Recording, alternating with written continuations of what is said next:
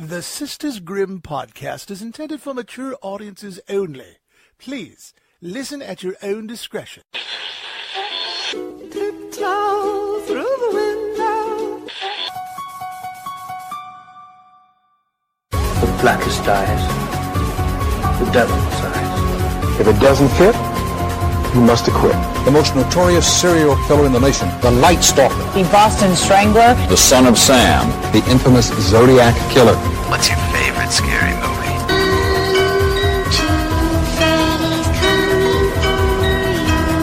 Hi, I'm Chucky. Wanna play? Get away from her, you bitch! Welcome to the Sisters Grimm podcast. How'd you do this? I'll show you. Yo, what's up? That's really how we're going to start this episode? I guess. Yeah, what's up? It's a Sisters Grimm podcast. And guess who got strep for a third time? Me. You guys. It was me. Yeah, Morgan is, and who knows? breeding ground of strep. Might come back. I don't know what's going on anymore. I know, you're like, I don't know how... Strep is just like, I don't know how to quit you. Seriously. You'll always be my Huckleberry. You'll always be my Huckleberry fan. Shut up. Alright, you guys, so we know that it's been a while. It's been a while. It's been a really long while. And I know that we're always apologizing, but it's that's life. Yeah, it's a bittersweet symphony. And that's life. That's life. Also, Black Friday in the advertising world is and retail is both of our jobs. I've been keeping cyanide pills with me, just in my cheek, just in case. I mean, yeah. Yeah, I've been threatening to throw myself off of buildings. Mm-hmm. It's really funny. I'm trying to jump in front of a train. Oh my god, no, yeah. You know? Yeah, a little That's bit. What it's yeah. like. So self-deprecating humor is great. Funny. Is funny. Cool. Speaking of no, that's a bad segue. But this episode is about lady killers. It's about ladies who murder. Yeah. And not saying they're cooler than men who murder, because all people who murder suck. For sure. Except... For sure. No. Well, no, you know what? People who kill bad guys are cool. Oh, vigilantes are whatever. Yeah, fucking Robin Hood. No, he just stole. He mostly stole food. But Deadpool. Yeah, no, Deadpool. Yeah, mercenaries. Mercenaries are cool, or bounty hunters. Yeah. Yeah. So we are talking about specifically women, because a lot of the time when you're talking about, I was going through just Murderpedia's just catalog of women, and majority of them either killed their husbands or killed their children. Yeah, I actually have a little thing in my Aileen Wuornos thing. Also, spoiler alert, my person's Aileen Wuornos. Aileen Wuornos. I am going to probably call her Aileen Westeros most of the show. That's annoying. I'm sorry. I'll just call her Lee. No. But, so this episode specifically is about women who kind of kill for fun. Aileen Wuornos is a straight up 100% serial killer. Yeah. Oh, yeah. Oh. And yeah. Both of my people, one of them was, and one of them would have been if she wasn't kind of stupid. Which scares me to say, because she's fucking terrifying. Yeah, that's scary. Yeah, I don't know who either of your people are, so I'm actually very excited, because you at least know about I know a decent amount about her, yeah. I mean, we've all tried watching Monster. It's a slow burn. What? No, that movie's really good. Oh my god, one trip, me, Mike, and Maria tried watching it 3 different times, and I fell asleep every time. Okay, so my first lady that I'm going to talk about, his name was Silvia Meraz.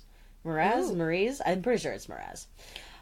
That was it. Is she related to Jason? No, it's spelled differently. Okay. Okay. So in July of 2010, I also, I like picking people who are at least within the last 20 years. Newer. I like newer. Yeah. Babies. I like 2000 killers. Okay, I like late 70s or people born in the 50s, but any the 18 in the olden times, I'm I don't care. I really don't care. I care that someone died, and that is sad. Yeah, but the stories just aren't as entertaining. No, plus it was so easy to get away with murder. Yeah, again, you just don't have to be there when the cops get there. So, in July of 2010, a 10-year-old boy by the name of Martin Rios disappeared from Nakazuri... I'm going to butcher this real bad. Sorry, Nicosarians. Nicosari de Gracia, which is near Hermosillo in Mexico state of Sonora. Martin came from a very poor family. His mother and her boyfriend both said that the last time that they saw Martin was begging on the streets. Aww. And he was 10. Maybe. But of course, because the boy came from a really impoverished area, his case didn't get any attention. And no of one course. really cared when he went missing. And this was, okay, that sucks. Yeah. Even in Mexico. Yeah. Until also, kudos, by the way, for finding someone outside of America. Yeah. Like, good for you. Very close to Arizona, this area. I mean, Arizona. Like, as close as... Yeah. Arizona, basically Mexico. Right. It used to be theirs, and we should give it back. Anyway, continue. So, they started... So, basically, this hunt went on for, like... Or, no hunt, I'm sorry. No one cared for, like, a year. And then, basically, a year later, another 10-year-old boy also went missing. And this is when, like, things started, like...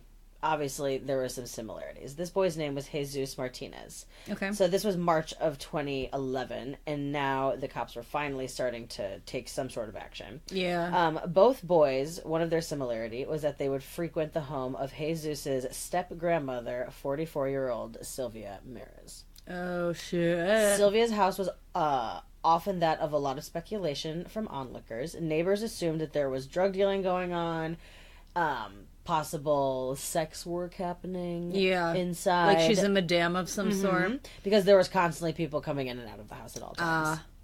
And so, but the police never had any kind of proof about it. So they probably were like, I mean, this sucks, but we don't want to go in there and it be nothing and then we get fucked, you know? Right. Because it's just like, if it's just drugs and whatever, then like, this isn't that big of a whatever. But this gave them, like, their entry to search. The fact that both these boys would often be at this house and they both went missing. Yeah, that's a really good way to get a search warrant. Yeah. So this next part of the story is very John Wayne Gacy. Okay. Because once the police started searching, they found Jesus' body buried beneath the dirt floor in one of Sylvia's daughter's bedrooms. Silvia was leading a Santa Morita cult. Oh, shit. Yeah. She kidnapped both boys for a ritualistic sacrificial killing. Oh my god. So, not people only... do that. It's not just not Satanists. So, not only Silvia, but 7 members of her family were also arrested because they all were taking part of it. Oh my god. So, it was her father, her son and daughter-in-law, her 3 daughters, and then Silvia's boyfriend, who was Eduardo Sanchez. After they were all questioned and all of their stories didn't match up, so they all knew something was up. Someone did finally admit to it and told the police where they could find Martin Rossi's body, but also the body of 55-year-old Cleotilde Romero. I could be saying that wrong again. Okay, so wait, they just openly gave them... They're like, we also killed this person. Someone, yeah. You know when you finally fucking give it all up, you give it the fuck up. And then if there's that many people, you know some that of them were young. Yeah, well, and some of them are probably like, hey, like this is saying this about you. Yeah. They're saying this, we'll give you an easier time. Exactly. Yeah. So, Cleotide's body, once they had discovered it, found she had been missing since 2009, so she was the first victim. Oh. And she was one of Sylvia's friends. Oh. Like, they were good friends. Dick. And even to more fucked up. Your friend? Okay, well, and she killed her grandson. Yeah. That was Martin. And then... And that the whole family... I'm sorry, that was Jesus was her grandson. And then Martin was Eduardo Sanchez, her boyfriend's... He used to date Martin Rossi's mom. So did they... So, like, not his son, but you know what I'm saying? Yeah. Like, it's fucked up. It's people they know. Yeah, because they wanted to do these sacrificial things. And did it have to be, like, maybe part of it is, like, I think Santa Muerta... It's Catholic. It is... Okay, you know what? I'm going to tell you what it is. Well, no. But we were just talking about this off air, and I was, like, talking about that one season of Dexter with Colin Hanks. This is that cult. Or this is that what they did? I didn't really watch that season. I don't want... You could be wrong, right. But I did you say I probably am wrong? I said you might not be right. Cool. So the victim's blood was found all over an altar of Santa Muerta, who is also known as Our Lady of Holy Death. She is the personification of death in Mexican folk Catholicism, and she's often associated with death, obviously. But she also is associated with healing, protection, safe delivery to the afterlife, and in this case, they thought she was going to give them riches. Oh, okay. So it is kind of like, well, I guess what the media makes, what lately everything I've seen about, like, satanic stuff is, like, you have to kill someone in order to get all of your wishes. Yeah. That's like just kind of like cult acts. It's just kind of like some reason someone has to die and then you're all gonna be cool again. But like, no, that would destroy me. Right. I would be like, cool. This 4K TV was because it so much more worth it than dying. Yeah. Or than like, because like with I don't know. Anyways, so she attacked Cleotilde with an axe. And with the two boys, she beheaded them. Ew. She also slit open their wrists and neck, and she would, like, make them bleed out, and then they would collect the blood. Yeah, ritualistic... To throw on the shrine. Ritualistic killings are really fucked up. Oh, talking about, like, cool shit that's come out lately, and quick segue / recommendation. Everybody watch The Fucking Babysitter. Morgan liked it, but didn't... I fucking love it, and I've seen it 3 times now. It's my As Above, So Below. That's fine. I love it. It's, oh my god, it's so it's kind of funny. It's super funny. I obviously love it. Right. But they have that, spoiler alert. You're literally ruining the whole movie.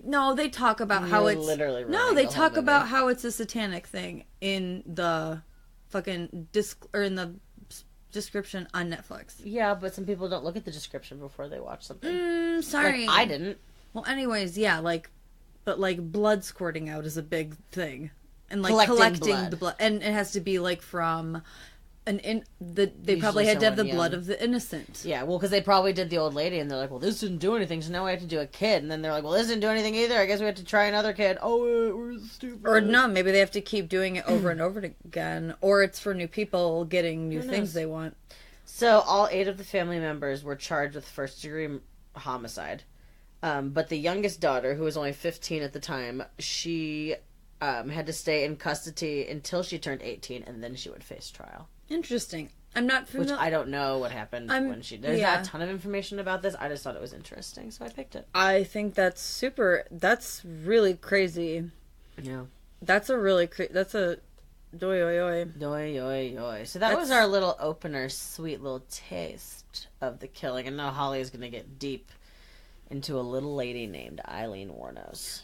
Yeah, a little lady named Little Aileen Werner. Little Aileen. Little Aileen Westeros. No.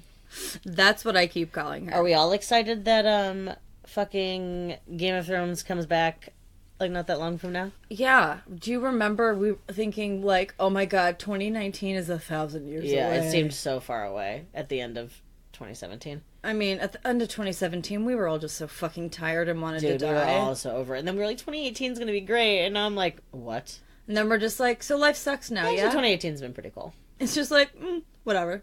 Everyone's just a nihilist now, and it's great. I love it. I love it. Okay, speaking of nihilists. Actually, no. Well, but we'll get into it. But, like, maybe. Who's to say? So now it's time for our favorite crazo, Aileen Westeros Wuornos.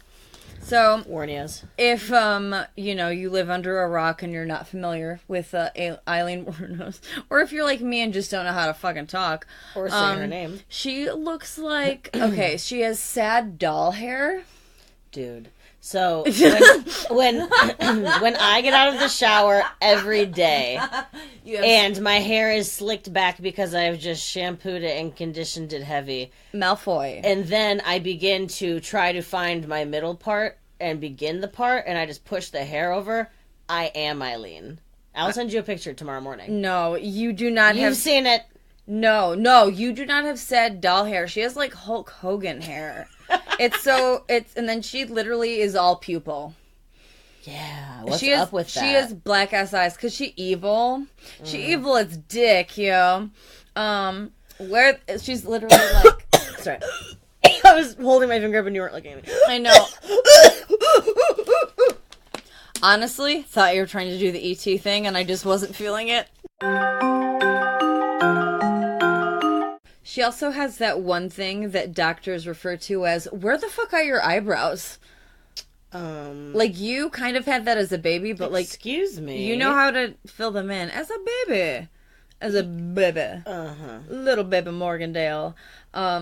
But, like, also, she had that thing where, like, her two front teeth were, like, fighting for who gets to go forward. Okay, we don't need to, like, derail her look. I know, I'm not body shaming her, but... You're face shaming her and her head shaping her. Okay, but she did murder people, so imagine that what I just described coming at you. Yeah, and she had, like, razor sharp looking teeth, right? Like, they almost looked like little daggers. It almost looked like she filed them down herself.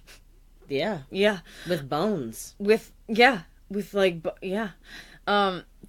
from between 1989 to 1991, Aileen Wuornos murdered 7 people. But before all of that, she was born Aileen Carol Pittman in Rochester, Michigan. It's Aileen. It's Aileen. Dude, I don't care. Who cares? Pick one and stay with it, because it's throwing me off. I'm bad. So February 29th, 1956. So she was a leap year baby. Her parents were Diane. Ockies. Right? No, I get into it later. So Diane Wuornos was her mom, and Leo Pittman, who was her dad. And she had an older brother named Keith, but her parents divorced before she was 2. Actually, just kidding. They divorced 2 months before she was born. Okay. Yeah. Aileen never met her father. He was in and out of prison for being a child molester. He raped a child and killed them. He was diagnosed as a schizophrenic, and he eventually hanged himself in prison. Holy shit, I didn't know that. Yeah. When Aileen was 4, and so Keith, I think, is maybe 2 years older than her. I'm not exactly sure. She abandoned them and sent them to go live with their grandparents, Larry and Britta Filter. No, literally. I just think it's funny when people's name are Britta. I'm sorry. They already had 3 children of their own. Diane, who was out of the house by the time Aileen got there. Barry was like 12 years older, and he went to go be in the Air Force. And then there was Lori, and she was 2 years older than Aileen. So they were like sister. They were like sister. And sure. Aileen had that thing where you live your whole life thinking that 2 people are your parents, your grandparents, but they're actually your grandparents. That's a lot of serial killers' things, or at least Ted Bundy. Yeah. I think the only person who wasn't affected by it was Jack Nicholson. That's all. He's affected. He just handled his he took it out differently. Yeah, he did the movie One Flies Over the Cuckoo's Nest, and he was fine. And he was healed. We all were. So living with her grandparents, like, usually you know how your grandparents are like a lot nicer to you than your actual parents. This was not the case for Aileen and Keith. She was, he singled both of them out, and, like, he would beat them, like, spank them, and so when he would spank Lori, she realized, like, the sooner she would start to cry, like, the sooner it would stop, and he would, like, feel bad, but he would beat Aileen and Keith with belts and, like, bare bottom, like, spank them, and, like, they were older, too, and so Britta was an alcoholic, and she gave no shits when it came to Larry's disciplinary charges. When Aileen was only 11, she started performing sexual acts on local boys, being paid with 11? 11.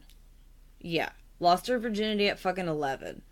Oh. That's virginity or just, like, doing stuff? No. Full on. Like, mouth stuff? No, like home run. Wow. Like P&V. I get it. P&A? Who know, dude? Probably. Little finger action in the butthole for both everybody. Yeah. I don't know. Sometimes you do for the money. That's true. Yeah, sometimes they would do it. So she started doing it for money at 11 or just doing it?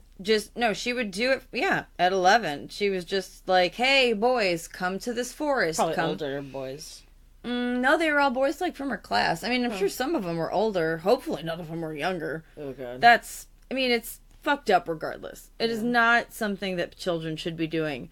And, like, just, and to the point where, like, all the people who like did that like deeply fucking regret it, because I was reading a book and they had like talked to them, and they're like, one dude afterwards, because like they would literally be in the forest with a group of their friends, and imagine being like fucking 13 years old, you're having sex with a girl, you barely know what you're doing to begin with, and there's also a group of your friends around you yelling at you to go faster so that it could be their turn. One dude was like, I didn't even come.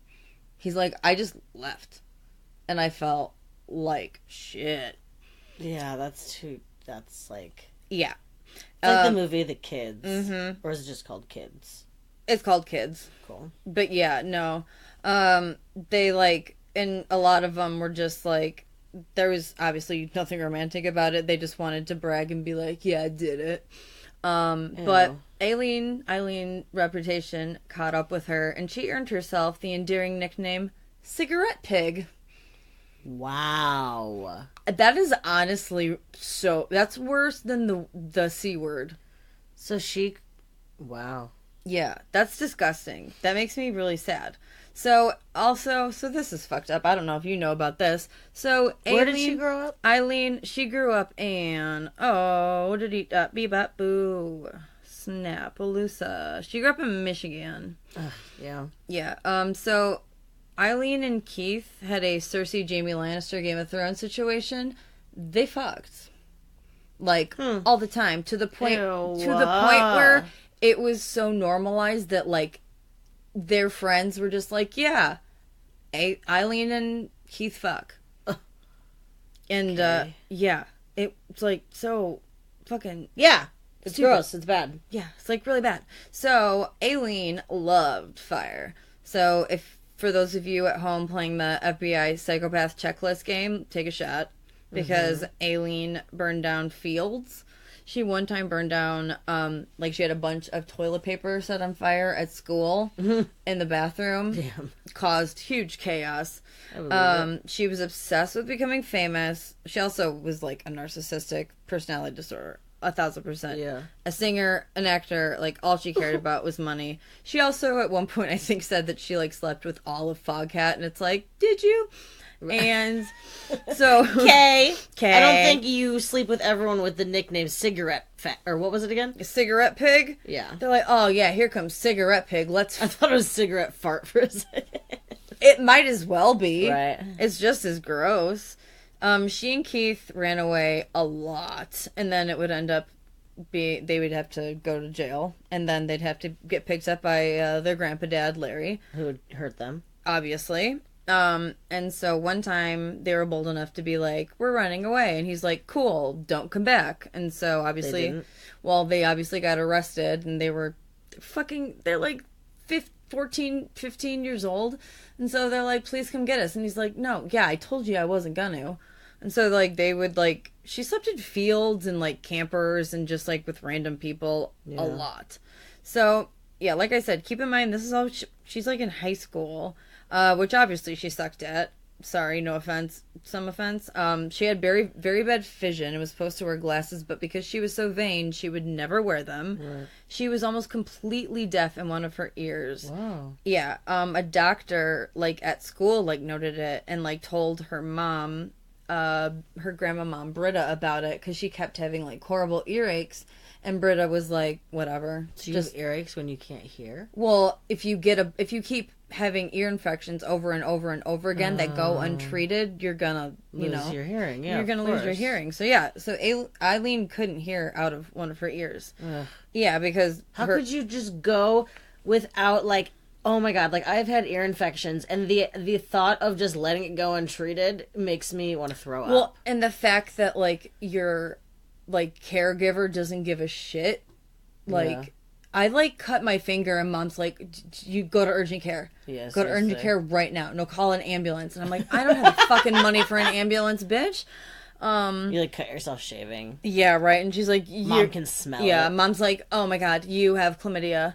You need to go get a hepatitis A shot. And I'm like, calm down. Also, when she went to go see a doctor, they noted on Aileen's records that it is vital for this girl's welfare that she receive counseling immediately. Yeah. And That sounds like a good note. but you know what? Was never taken care of. She had a very low verbal IQ, but she had an average performance IQ. So she was a dumbass, but she wasn't like a dumbass. But She wasn't like slow. well, she was. It was just kind of like when you hear her speak, and I'll add in some clips.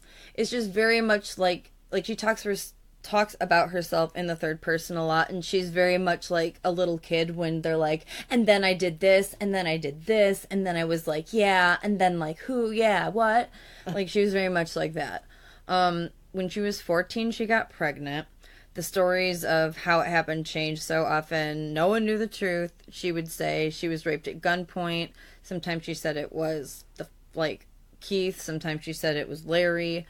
So, she like approached a lot of the guys like who she frequently had sex with, and they all laughed in her face, saying like, "Who like, how would you know who the father of your kid is? You have sex with so many people," and it really sucks. And it sucks even more because when she finally told Larry and Britta, they handled it with mostly screaming at her and crying. Larry drove Aileen all the way to Detroit, dropped her off at an unwed mother's home, and just left her there. Just left. And she stayed there the whole time? Mm-hmm. And had the baby. Had the baby. But since because she was so young, and because of the times, she was not allowed to have the baby. She was forced to give it up for adoption. Okay. She was eventually sent away to an all-girls school, and when she finally came back, Larry told her that she was never allowed to live under their house again, because she was like a piece of shit at this all-girls school. Mm-hmm. I think she got kicked out, honestly. Her birth mother, Diane, offered to let Aileen stay with her, but she was like, nah, because she had a lot of rules, and Aileen was obviously like, nope, fuck that. So she started sleeping in the woods, in trailers, and hitchhiking, and thus starting her vagabond years. Mm-hmm. So this is another little side story. So I had told you, so I don't usually get my notes from Wikipedia, but I will like cross-check information sometimes. Mm-hmm.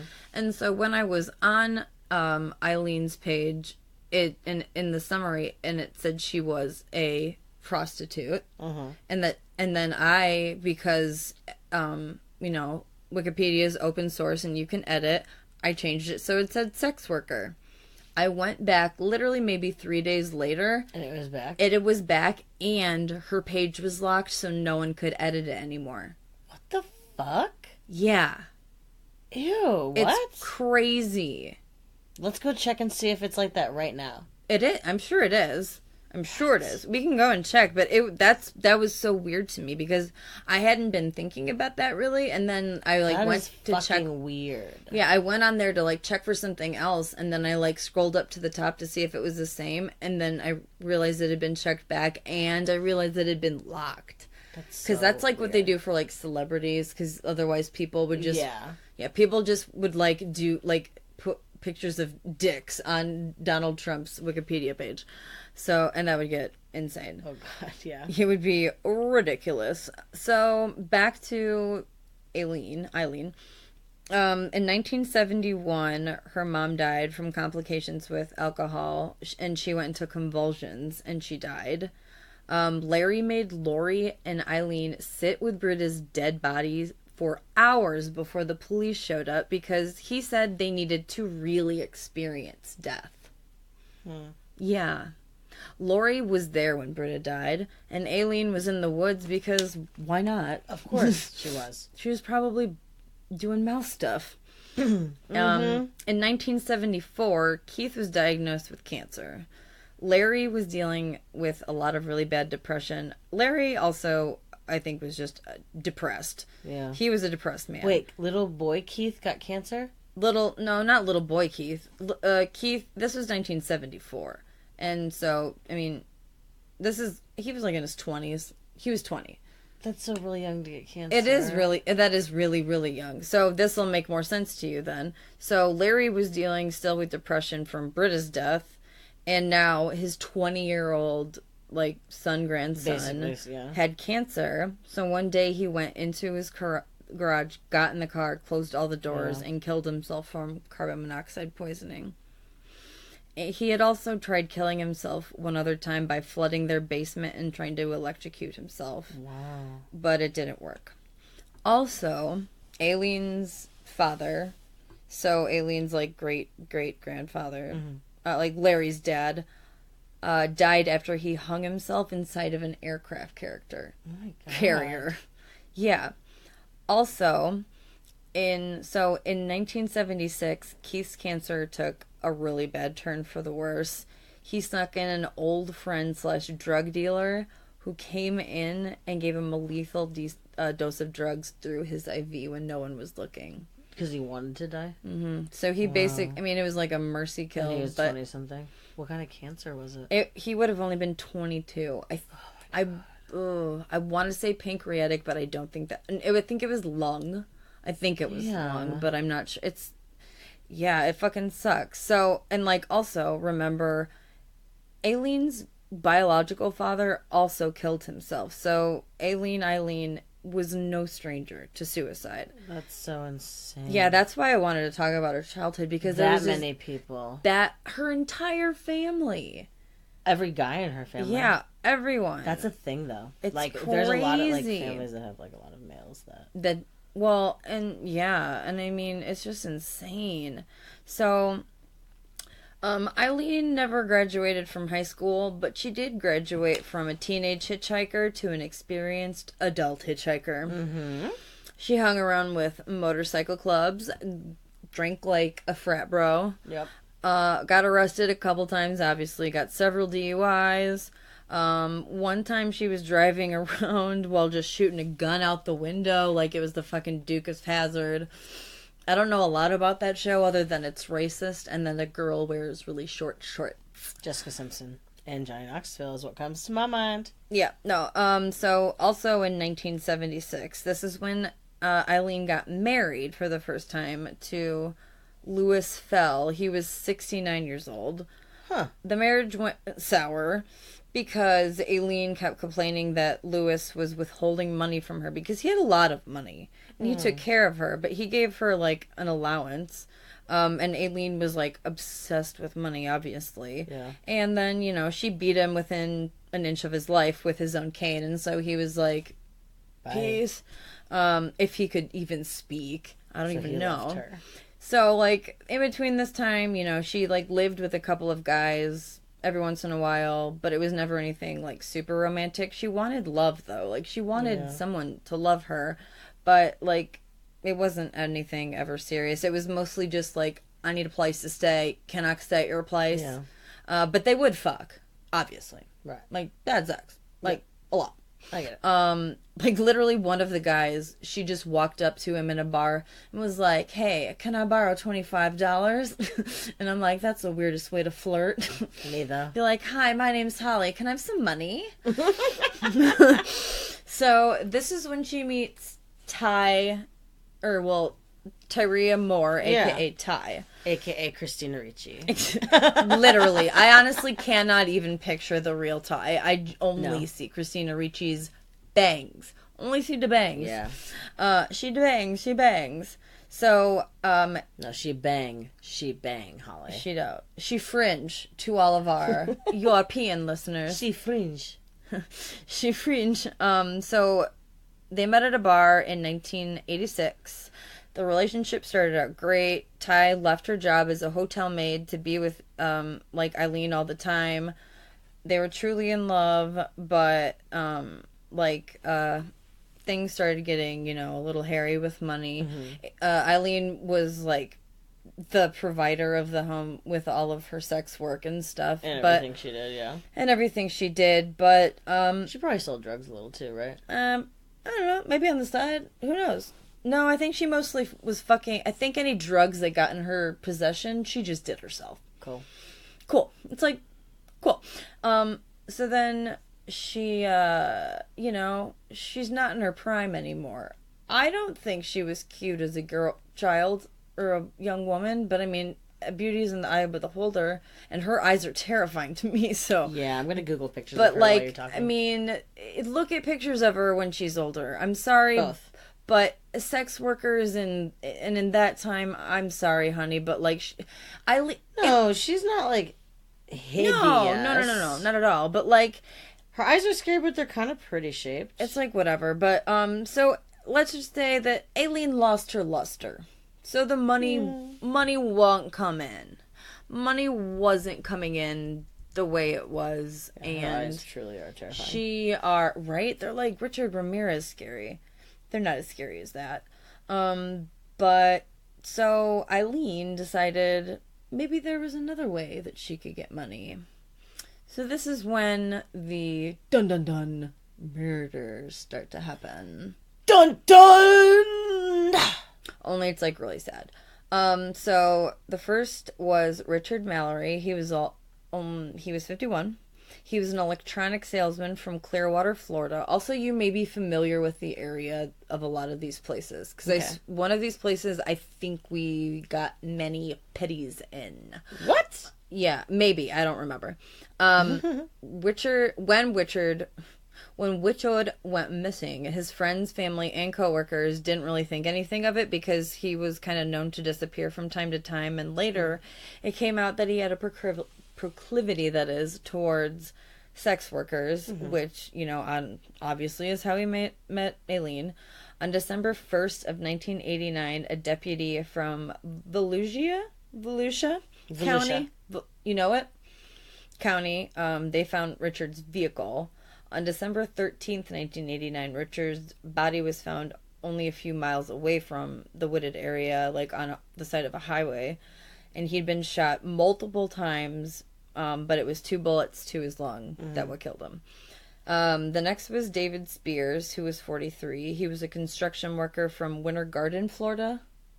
No? Okay. Winter Park, Florida, but I know what you're talking about. No. Winter Park is where we got mani-pedis. No, killer. Okay. There's a lot of winter shit down there, which is weird because Florida's don't have real winters, but anyways. Yeah.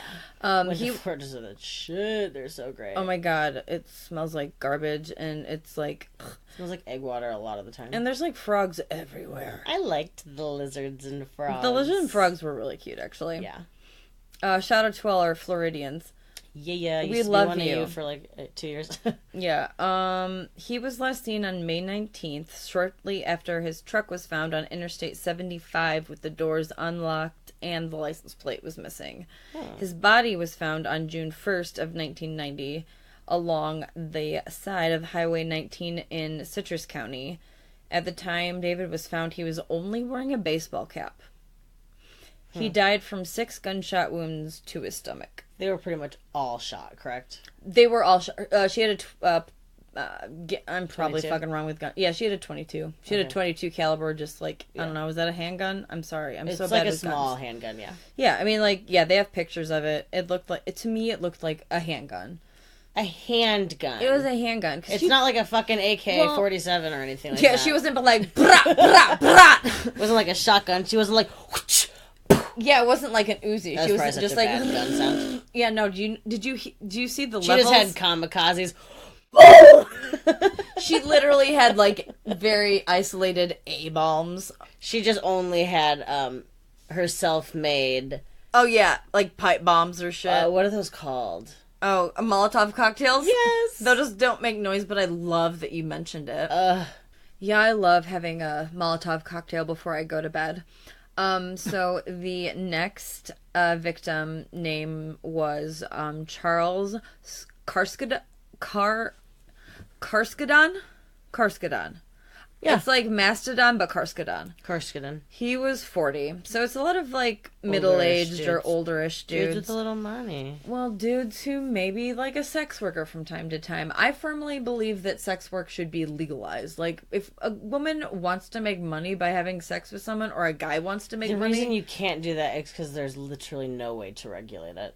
There is, though. I don't know what it is. I know it... But people wouldn't. Well, that's the issue. I think that's the issue. I think that they need to find a way to regulate it. There's no way to regulate it. And so people would still be doing it illegally. Yeah, and you know who isn't going to be able to figure it out? You or I. I know. So it's just whatever. It's just whatever. Yeah, so poor little Charles. Also, she killed 7 guys, and I'm pretty sure, all of them are named Charles, basically. So, Charles was a part-time rodeo worker. And I don't want to make fun of the dead. Love that. Yeah, you know what? It's a side hustle. It's a passion. Charles was a hero. Love it. Rodeos seem scary, brutal. I went to a rodeo once and I cried. I like felt you would, dude. Dude, it's like really sad when they like. When did you go to a rodeo? Remember how Ottawa had 4-H fairs? Yeah, but I never went. Yeah, I did. Was that the same as the sandwich fair? No. Okay. It was like the sandwich fair on a much... I could get in... I'll tell you later where it's at. Okay. It's on the south side. It's whatever. I never went to either. Charles' body was eventually found on June 6th of 1990. He died from 9 gunshot wounds to his chest and upper torso. Obviously at the hands of Aileen. So, Eileen's next victim was Troy Burris. He was 50 years old. He was a sausage salesman from Ocala, Florida. I'm sorry. I'm so obsessed with everyone's profession that Aileen chooses. Like, I know. I'm so glad there's no like doctors or like lawyers or like. It's literally all construction workers and then like part-time rodeo worker. I'm not like shaming these people. No, not at all. We are literally celebrating them. Celebrating them. Sausage salesman? Love it. What kind? All in California? No, Ocala, Florida. You know Ocala? I know of it, never been. Know it, never been. He was reported Ocala. Ocala? I might be wrong. Ocala. Ocala. He was reported missing on July 31st because he was making... He, like, delivered he was the sausage man. Delivered... I kind of assumed he was a dude who drove a truck with He's sausages. like, I drive a truck around and I deliver sausage to... Okay. Yeah. You never let me sing. But it's okay. His body was found on August 4th. It was in a wooded area along Route 19 in Marion County. His body was so bad. You can't say Barty and not acknowledge it. And not acknowledge it? Sorry. I was gonna try. I could tell. I know. I wasn't. I'm kind of glad you called me out for it. So Charles' body was so badly decomposed that he was unrecognizable to the point that his wife was the only person who was able to identify him because of his wedding ring. A medical examiner was able to determine that Charles had died from gunshot wounds. So there's Charles Dick Humphreys. He was 56. This one's really sad. I mean, they're all really fucking sad, but like Charles Dick was like a great person. He was a retired Air Force major. He was a former police chief, and he was a Florida State like child abuse investigator. Wow. And I read like there was like one case. He just also really like pussy. What? Wasn't he like, you know? Oh yeah, and buying Aileen. Maybe. Well, this is Give like or take. This is like a weird one. I don't know. Who fucking knows what Aileen is even talking about? Yeah, at this point, who knows? It could have all just been like, dude, she just saw. She didn't have to. And like, some of the times it wasn't like, maybe some of them were like, yeah, let's fuck. But sometimes she would just be like, hey, let's, like, she would just like be like hitchhiking. No, she would just be like hitchhiking, like, can you take me, blah blah. And then people used to hitchhike a lot back then. Like, you cannot hitchhike now. I saw a guy hitchhiking the other day, and it scared me. It's illegal. I was scared. I know. I thought that too. Yeah, it's illegal. You know, like the loop when you're going from 80 to 55. He was just hitchhiking on that, and I was like, I got scared. Yeah, hitchhikers. I don't know. That's a can of worms I don't want to open. A nice little story about Dick is there was a kid named Tony who like was just kind of having a hard time adjusting to like foster care type home, and so even like after work off the clock he would go and visit Tony because like they just had like a bond, and it was able to like let Tony get more, you know, acclimated to like his new home. That part made me cry. Because then Charlie's body, or Dick's body, was found in Marion County on September 12th, 1990, by 2 teenage boys who were riding their bikes and saw a dead body on its knees, slouched over. And it was the day after his 35th wedding anniversary. Damn. Just kidding. His body was found September 11th. Because, I forgot. The 10th was the wedding anniversary. I put the wrong date. He was killed by Aileen shooting him, like, multiple times, and then, like, was just, like, letting him suffer, and then just, like, fucking shot him in the head. That was fucked up. So, next victim is Walter Gino Antonio. He was a trucker, a part-time security guard, and a member of the police reserve. Good. These were very, like, well-rounded, like, they had a lot of jobs. Stuff going on. Yeah. So, about a month, after being reported missing, Walter's body was found on November 19th of 1990 near a remote logging road in Dixie County. He was almost completely nude, and he had been shot 4 times to the back of the head. Yeah. That means, like, he was, like, probably... trying to run away. Exactly. And Aileen was, like, a good shot. By this point, it seems like it. Seems like it. 5 days later, police found Walter's vehicle in another county. So this is kind of, like, setting up the pattern, obviously, that it's a hitchhiking situation where someone is... you know, taking people's cars, you know, killing people. And then using their cars to get around. Yeah, leaving them in wooded areas, thinking that's a good idea. And then taking their cars and leaving them somewhere else, which is also equally as fucking stupid. Yeah.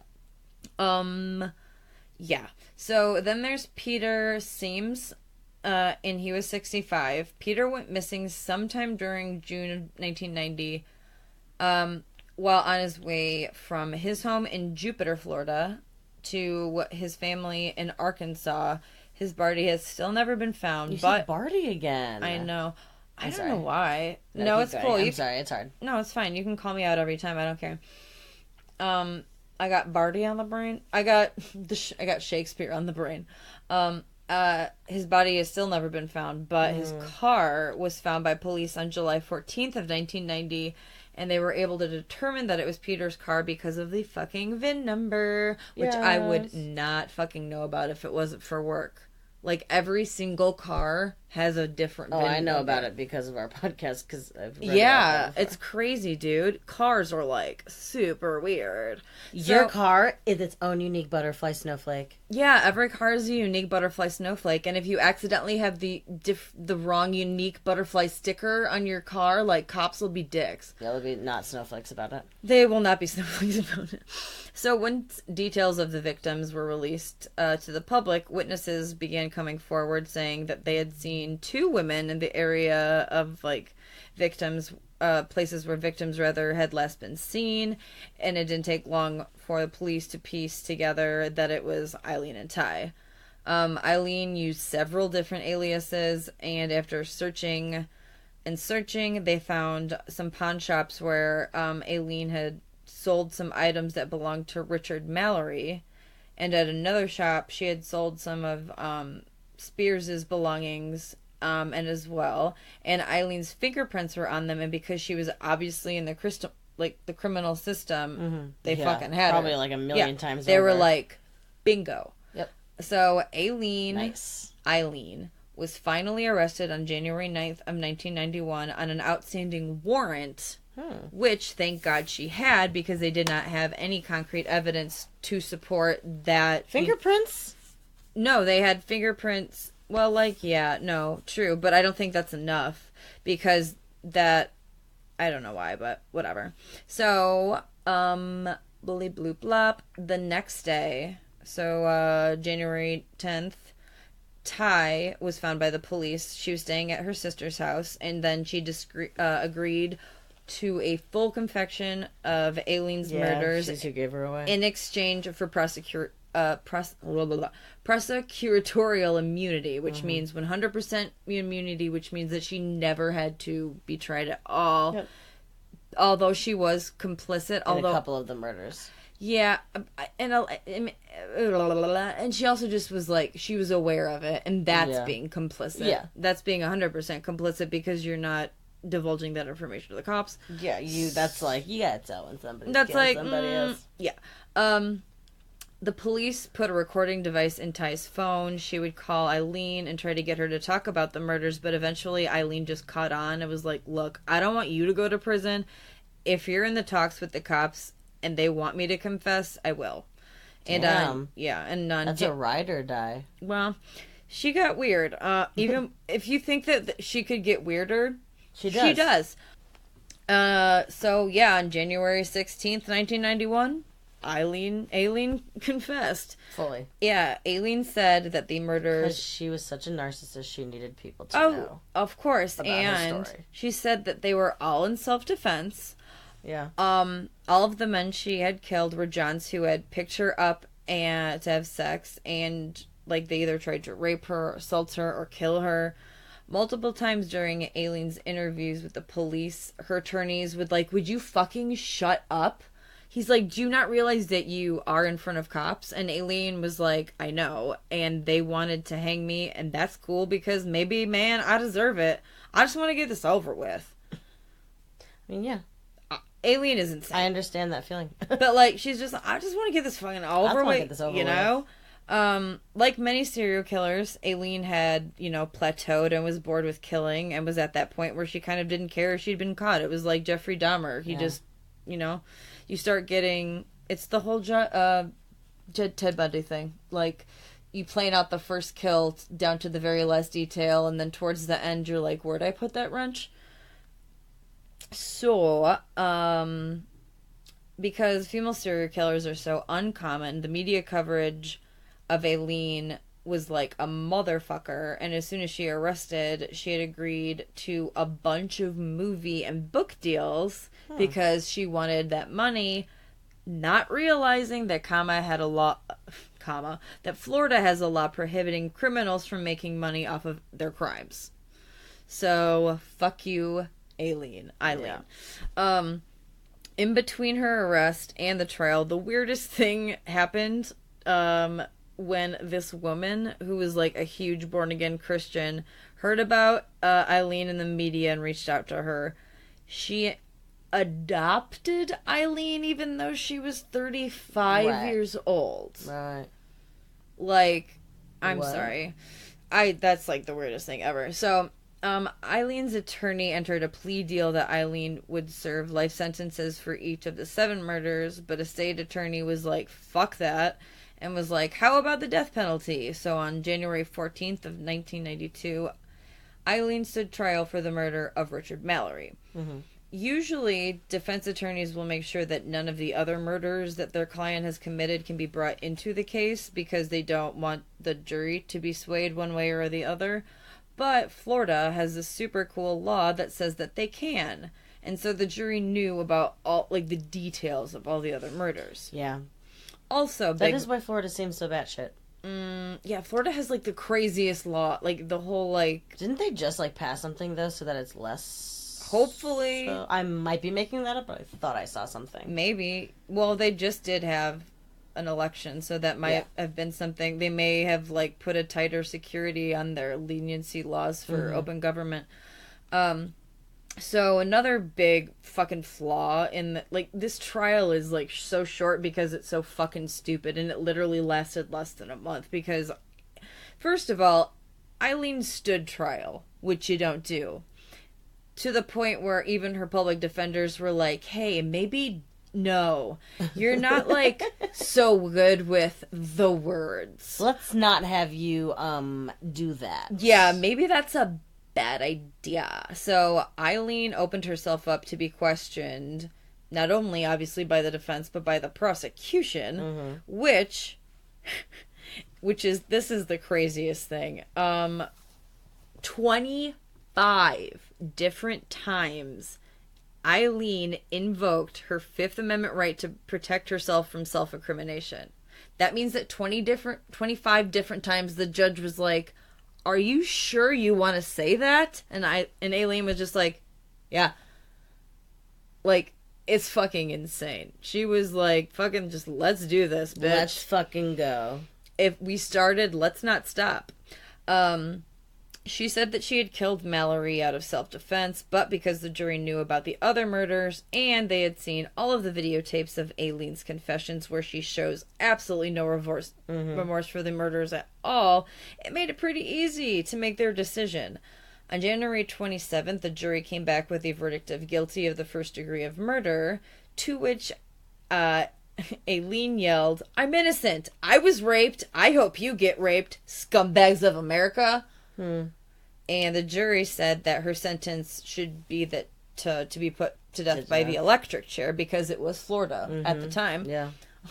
It's still Florida now. It's still Florida. It was Florida then, and it's Florida now. Eileen didn't stand trial for any of the other murders. She confessed that she killed those men, and she wanted to be punished so that she could get good. She's a real flip-flopping kind of bitch. Well, because she's this serial killer. Because she wanted to get real good with God. So again, if you believe in heaven, Aileen Wuornos is there. So have fun. On October 9th of it's like that one book. Have a good time. It's that book that's like the first 5 people you meet in heaven. It's like Ted Bundy, Jeffrey Dahmer, Aileen Wuornos, Hitler, IDK. On October 9th of 2002, Aileen was finally executed, but by lethal injection because by this point, Old Smokey was no more. Yeah, Old Smokey was no monkey. He was put into the Smithsonian. Yeah. And this was 10 years after being convicted. At the time of her death, she was 46, but like I said before, because she was a leap year baby, she was technically only a 9. So they, like, executed a 9-year-old. Whoa. But, like, honestly, that 9-year-old fucking deserved it. Her, like, brain capacity was that of a 9-year-old. Basically. Damn. Aileen was the 10th woman to be executed in the United States. Yeah. And only the second woman to be executed in Florida. The first being Junie Buerano, who killed her young I wonder son. who the most recent female to be put to death was. I don't know. I don't either, but I'd be interested in knowing. I mean, me too. Her last meal was just a cup of coffee. And her last words... Her last words, honestly, could probably be the name of a Creed album? No, it could be the name of a fucking, what am I trying to think of? Sugar, we're going down singing. What's that band? Oh, Fall Out Boy? Yeah, no, her quote could literally be a Fall Out Boy song. Yes, I would like to say I'm sailing with the rock, and I'll be back like Independence Day with Jesus. June 6th, like the movie. Big mothership and all. I'll be back. Oh, yeah. I'll be back. I forgot how batshit her last words were. That is a person who truly is just, like, giving no fucks. Could you imagine having been in that room hearing that sentence and being like... You know everybody... Please give it to us one more time, Holly. Actually, can I read it? Yeah, you read it you read it as you. Like, you do your read. It's this last thing here. Don't read the bottom. Yeah, do that. Yeah. Yes, I would just like to say I'm sailing with the rock, and I'll be back like Independence Day with Jesus. June 6th, like the movie, big mothership and all, I'll be back. I'll be back. Like, did she confuse quotes from Terminator with the movie Independence Day? Holy fuck, that was... Yeah. I want to get that tattooed. On my butt. On my body. On my, like, around my... Yeah, I don't know. But final little bit of information on Aileen. Also, that's the last time you guys have to hear that. Hopefully. Her name is basically Aileen to me. Aileen. FBI profiler Robert K. Ressler, a.k.a. Mindhunter, the man who coined serial killer, mentioned briefly in his autobiography saying that he doesn't usually discuss female serial killers because they usually tend to kill in sprees or crimes of passion, but Wuornos is the only exception. Wow. Wah. So that is the story of Aileen. Come on, Aileen. Wow. Oh, God. Yeah. And boy, did they. I mean, that is literally like... I mean, she did grow up... I mean, I don't know about all these other people's, like, grown-ups or, like, childhoods or anything. That's the thing. Both of mine, I don't have much about their childhood. Yeah, because, I mean, she had a fucking movie made about her. Like, and she gave up a lot of information about herself. And I feel like a lot of people also came forward because of fame. Oh, no. There were because of the trial and with all of the evidence. Garbage with your foot. I can hear it, so it's definitely going to register because I kept hearing it. Cool. I shop at Goodwill. I can take it out in post. So, let's get on to your next gal. Is your So that was it. dying? That was Aileen. No, I'm good. Oh, okay, your screen. I'm at 40%, baby. Yeah, that was Aileen Westeros. All right, now that joke's going to be dead. All right, so our last female Medra is actually a woman whose opinion is that murder should be an equal opportunity, and she thinks more women should be murderers. That's just something. Hell yeah! Her name is Angela Simpson. So on August 5th, 2009, in Phoenix, Arizona, a fire crew discovered a dismembered body burning in a garbage can at the Covenant Grace Christian Fellowship Church. Are you sure it wasn't a burn barrel?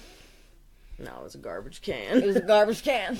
So the man in the garbage can was identified as Terry Neely. Neely was a 46-year-old white man who was residing in an assisted living facility, and he used a motorized wheelchair to get around. He had been seen on a surveillance video at his, where he lived, leaving, and that was the last time he was seen. Angela Simpson, who was a sex worker and a drug dealer, had been picked up on the charges of an armed robbery, a different charge. So she was in jail at the time that they were kind of what the fuck is going on with this dude? Yeah. And so, because she was in there, they started questioning her. And she also has, a criminal past. Exactly. And a witness at Angela's apartment complex said that they saw Angela driving Neely's car. So once questioned, Angela pretty much just, confessed to everything, kind of Aileen style. Yeah, it's kind of some people, people like Ted Bundy. She likes talking. Yeah. I'm going to show you an interview with her after this. I actually want you to play a couple clips right here. Or maybe not right here, but a little later. Killer. Yeah, that's an Ed Kemper situation. He's just so forthcoming with just I'm gonna talk. It's once they know that they know because they did it, they just gotta give it all up. Yeah, and they think that if they give more information that it'll be better. Exactly. And if you're someone like Ted Bundy, you just keep talking and giving more and more information because you know it'll keep you alive longer if you're And she liked talking about it. So she claims that Terry was a snitch or a police informant, and to her being a snitch was the worst thing you could do. Well, yeah, snitches get ditches, motherfucker. That's what Angela thought. That's the national policy. So she lured him to an abandoned apartment in her apartment complex. And with promises of drugs and sex. I'm sorry if I wasn't paying attention, but where does Angela live? Oh, Phoenix. Oh, right. Which is also Phoenix. Pretty bonkers crazy, kind of like Florida. Phoenix is crazy, too. Phoenix is Arizona. Crazy. So, Angela saw this as a vigilante-type action because he was a snitch. She wanted to make his death last for a long time. She said that murder was too kind, so she tortured him to death. No. She said she wanted to make him pay. She stabbed Terry over 50 times. Oh, my God. Strategically, so he wouldn't die. No. She also liked pulling out his teeth with needle nose pliers. Fuck. She would do it with him sitting in front of a mirror, so he had to watch it happen. She, towards the end, hammered nails into his skull. No. And when his body was found, his throat had also been slashed, which is what I'm guessing ended up killing him. So this torture went on for 3 days. That literally happened in the last season of American Horror Story. Yeah, oh my God, that was a nail gun, but still, oh my God. Yeah. So Angela said that she wished that it could have lasted a whole week. Fuck and off. That her biggest regret was that. Well, so the kidnapping or the breaking and entering that she had done before was also she wanted to kill him, but she ended up. She's quoted. We'll play the part in the movie, actually, or in the movie. We'll play this clip now. No, this is a movie. Would you, if you had that moment to live over again? I'd have kept him alive a week. But you would have still tortured him and killed him. Oh, I'd have tortured him for a week, yeah, instead of 3 days, definitely.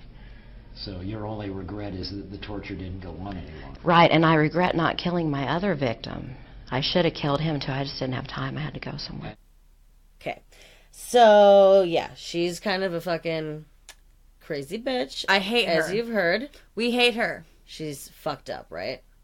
Yeah.